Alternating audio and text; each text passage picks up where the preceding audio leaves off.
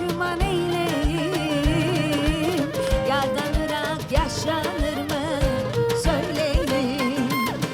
İçerim yanıyor, yar yar yaram pek derin. Bana nazlı yardan aman bir haber verin. İçerim yanıyor, yar yar yaram pek derin. Bana nazlı yardan aman bir haber verin.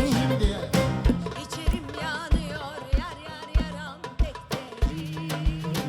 Bana nazlı yardan aman bir haber verin. İçerim yanıyor, yar yar yaram pek derin. Bana nasıl yardan ama. Öğrendiniz mi? 1, 2,